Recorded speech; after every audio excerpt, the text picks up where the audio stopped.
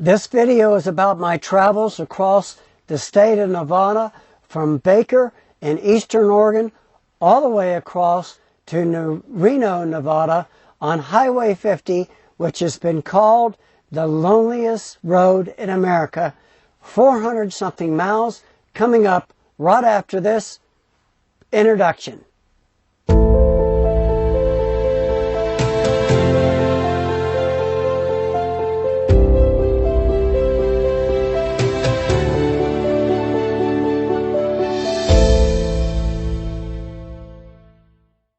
You know, most people think Highway 66 is the loneliest road in America.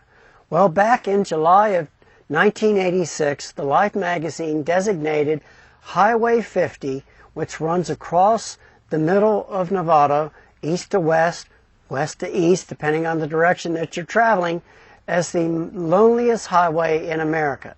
Now, the reason they designated it as such is because, well, it's desolate, and there's hardly any towns or cities traveling.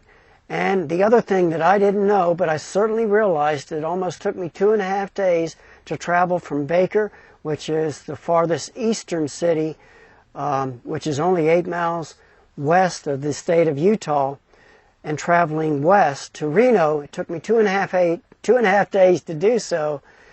That there are 17 mountain peaks, 17 that you have to travel over, and valleys. So therefore, this trip was just incredible because of the places that I saw and some interesting people along the way as I traveled Highway 50, the loneliest road in America, and this is what this video is about next. After spending about a week in Las Vegas, I headed north to the Great Basin National Park. It was a 2-day trip. And folks, this is not a this is a remote designation. It's a designation that you want to go to if you want to go to this national park, because it's frankly in the middle of nowhere. I did make it, however, unfortunately, because it was early in the season, a lot of the roads and attractions were closed. I wasn't able to get into all of the areas, but I did get a hike or two in. Not really anything to show as far as photography is concerned. However, I did spend the night, and the following morning I woke up early. I'll show you some images of that, of the mountain behind me, and good lighting. But however, then I drove west to head toward Reno, about 20 to 30 miles outside of Baker City. I came upon this elegant red barn to the left. And if anybody knows me, I love to shoot old barns and old facilities like that. And I would love to get one in every state that I visit, and this is a good start. This barn, if you're on Highway 50, you have to keep going, so I had to go. There's not many turnouts, so I went down the road, turned back around, got back on the highway, and I noticed some elk. I mean, there was more than one elk. There was probably a pack of 80 of them that I didn't get any on photography because they had all scattered off into the hills. But as I pulled off the road and started taking pictures of the barn, the red barn, I noticed that somebody was working in the barn. It was on an ATV, and the gentleman actually came up and drove toward me, and I said, oh my God, this guy's going to tell me, get off my property, you can't be shooting this. But it was totally cool. He was totally cool, great gentleman. His name is Bill. That's all I'm going to say. He's retired from California, and what an elegant place to live, as you're going to see photographs of the barn and what I shot. But he actually, one of his main goals as we were going back and forth as I was taking photography of his great barn and the background was that he wants to become a pilot. And what he wants to do is he wants to fly in over the barn, as you can see, into the valley, and then rise up into the mountain and then cross over. And what a trip and that's going to be for him. And Bill, I wish you the best with your flying lessons, and I hope that you make it someday, and I hope that you enjoyed these images. As I continue to travel on Highway 50, heading west in this desolate but pretty area, I was close to the town of Ely, which is E-L-Y. This town was founded as part of the Pony Express, and as I continued to drive, off in the distance I could see some blue. I said to myself, blue? How can we have a lake or any water in the middle of nowhere. I said, maybe I'm tired and it's a mirage. But as I got closer, I noticed there was actually a reservoir. It's called Cummings Reservoir. It's about 13 acres. And then I met some folks. Well, I have been driving for a while, and I needed a break, so I decided to pull over. And as I pulled over, as I normally do, I got out my iPhone camera and my tripod and was capturing images.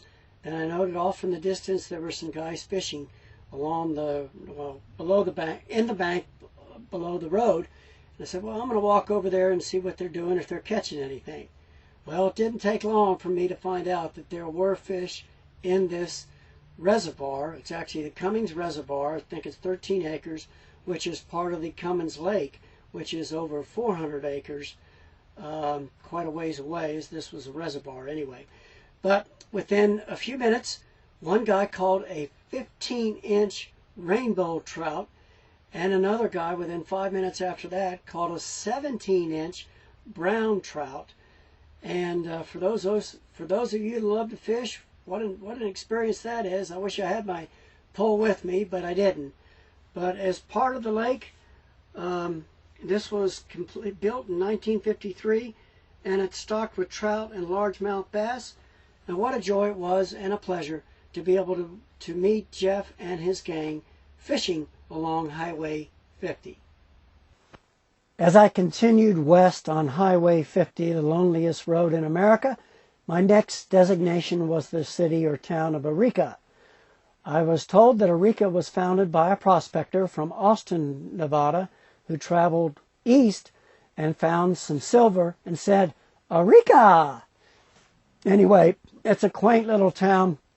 I think it's about 500 to 1,000 people. It's my understanding they still have some mining there, but there are some historical buildings that you might want to check out if the time is right. There are some restaurants that are open, as well as you can get a cold beer. So this is Eureka. After leaving the town of Eureka, I needed to find a place to spend the night. Now, I didn't want to stay in a hotel room, which is really your only option. I didn't see too many RV spots available or camps.